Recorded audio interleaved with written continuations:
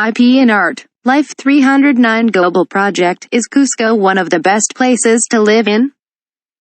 The scenery outside the window is different from yesterday. Instead of a barren desert, the green is getting thicker. It feels like I am gradually entering the center of the Inca Empire. Of course, occasionally I can see the desert. I am curious about the scenery of Cusco, which used to be the capital of the Inca Empire. Personally, I have concerns about altitude sickness, but I am so excited to see the mysterious. Surprisingly, the splendid civilizations of the past appears to be now built in an environment that seems uninhabited, on land that seems to have been abandoned, but the houses are eerie. Still, people seem to live. I see traces of people. I want to ask how they build and live in a barren desert, and I want to know why. I wonder about the future of South America. It has a lot of desert terrain and also belongs to the rugged terrain of the Andes. Compared to Argentina, where there are many plains, the terrain or land that would otherwise be difficult to develop is wider than I expected. How should they develop it? Development will be a challenge. It seems that they need to seek a new transformation in the digital age. Although the Inca civilization was destroyed at the hands of Europeans during the colonial era, the restoration or succession of the faded-away civilization would be a task for South American countries.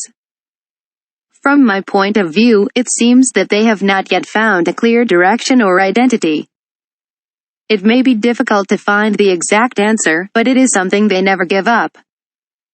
Seeing the vast continent of South America brings admiration and lamentation as well at the same time. I personally hope to create a new economic model in their own perspective. It seems well worth the challenge. Endlessly into the high mountains. It is becoming dark again. I'm sleeping soundly in a shaking bus, and I am so surprised that water drops fall on my forehead. It must have come from the bus window. The sound of rain is quite loud. A curved road glides through the darkness. I take my clothes out of my backpack, put them on, and go back to sleep. It's been a while since I opened my eyes, and it's still in the early morning, but I can feel that it looks like it's going to be morning soon. This is what dawn looked like. The rain has slowed down a bit. I can see the bushes outside the window. The bus seems to be running through the rugged mountains of the Andes.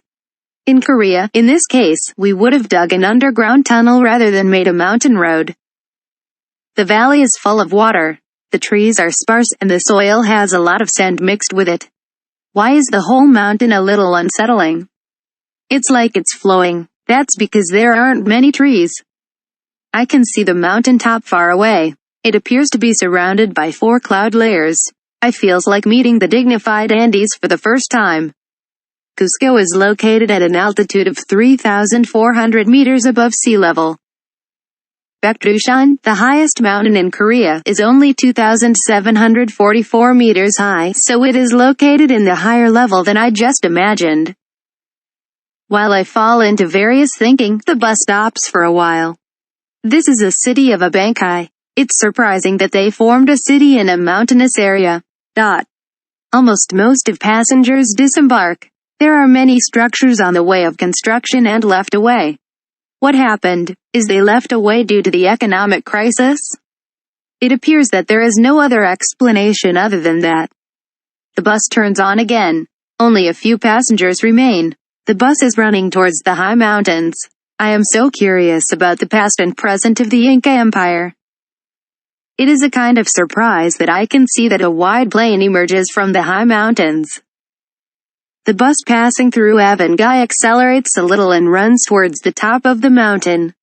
It will take about an hour to go to Cusco. At some point, I can see the highland plains. Now, I can see the village, and the farmland there looks fertile.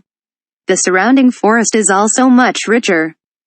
However, there are few houses. Nevertheless, there are quite a few modern buildings. It is built with care, so it blends well with the surrounding landscape.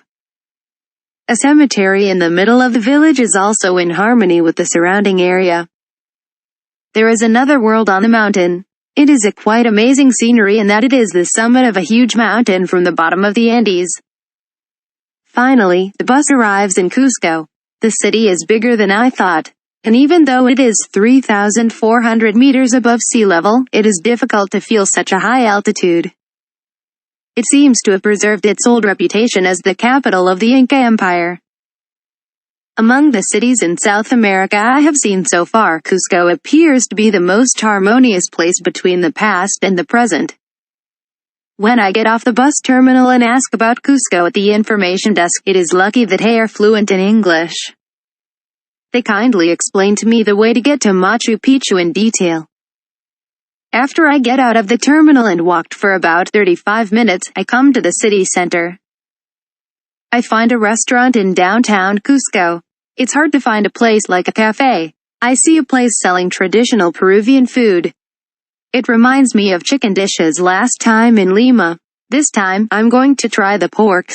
It is similar to the typical German food, Haxen, and has a pungent smell. When I eat it, it tastes amazing. Of course, it's more because I'm hungry, but it's perfectly to fit my appetite. Taking a little time to look around the city, I find that the city center is beautiful and the security is relatively good. Once again, I visit the Ibis Hotel coffee shop for computer work. I have a glass of Peruvian beer that costs 12 soles, 341 per sol. It was not so bad. Stay overnight at a Korean guest house in Cusco. Internet Wi-Fi should be available in order to plan future travel plans and solve the problem of debit card suspension. The housing issue has not been decided yet. Suddenly, I think about a Korean guest house. I saw on a blog that a Korean guest house was introduced, so I sent a Kakao Talk. I got a call right away. Accommodation is available just for $10 per night. It can't have been better news. It's also about 900 meters away. A young man from a Korean guest house welcomes me warmly. As soon as I take off my clothes and take a shower, I think I will live a little longer.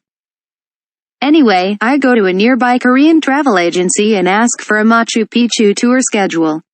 I also learn how to get a visa from the Bolivian embassy. Visa issuance is not complicated, and endemic disease vaccination is not required. I greet a young man from Korea at the guest house. The young man is traveling with a friend for 2 weeks in South America before returning to college after being discharged from the military duty. He felt that the local food doesn't fit, so he's resting alone here. He tell me that other friends left for Rapids. They are supposed to meet together again the next day. I feel that he is a sincere young man. Then, I asks him to have a dinner together, and he readily agrees.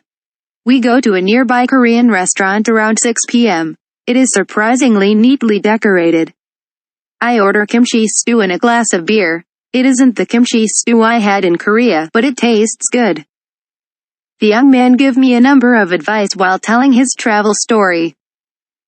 Don't rush too much, take a day off and get your Bolivian visa and enjoy the process. Eating Korean food and having pleasant conversations with a young friend makes the trip more enjoyable. One day, in Europe, I met a young man who was about to return to school after being discharged from the military duty. He was backpacking in Europe. Come to think of it, backpacking seems to be the trend these days after being discharged from the military duty. Very nice and proud. It is absolutely necessary to travel the world as early as possible and to experience different world cultures.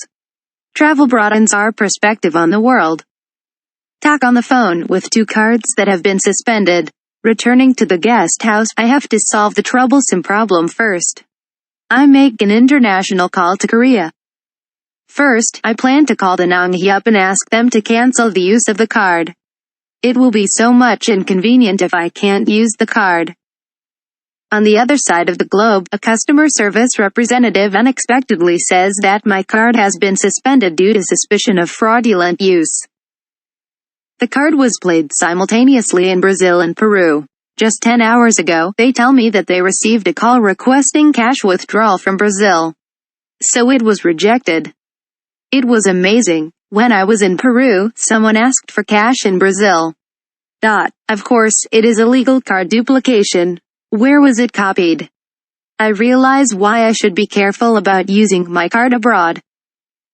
This time, I called Worry Card. I hear same answer from them. They stopped due to suspicion of abuse. Most of the fraudulent use is due to the copy of card magnets. I am a little relieved to hear that cards with integrated circuit IC chips can be used. However, the use of credit cards for online reservations will be limited, but it is unfortunate that cash withdrawals are possible as soon as possible. Agents at both banks give me a call center number that I can call 24 hours a day. It is refreshing to realize that the banking system has become quite consumer-friendly. As the young man who I had dinner with this evening said, Korea must now be a developed country in the perspective of brand and reality as well. Is Cusco one of the best places to live in? I have already fallen in love with the Korean guest house. I'd only spent one night though. Accommodation is $10. At first, I doubt my ears. This is beyond imagination in terms of cost effectiveness. Unfortunately, it is scheduled to be closed at the end of February of the next year. It doesn't seem to have high profitability. In fact, getting $10 per person would not be enough to cover the cost, including rent, maintenance, and employee salaries, etc. December to February, the winter in Korea, is the peak season for South American travel, but Cusco is actually the rainy season. And therefore he tell me that there are few foreign tourists during that time. On the other hand, the peak season in Peru is around April. However, it is difficult to find Korean tourists in South America at that time. As a result, it seems that Korean guest houses are experiencing various difficulties. I'm so sorry. Personally, I am very interested in the guest house. The owner of a Korean guest house I visited while traveling in Croatia was running a guest house after emigrating from Korea to a small business. He had a grand plan to expand the business to real estate development in the future with the bed and breakfast and travel businesses as a foothold.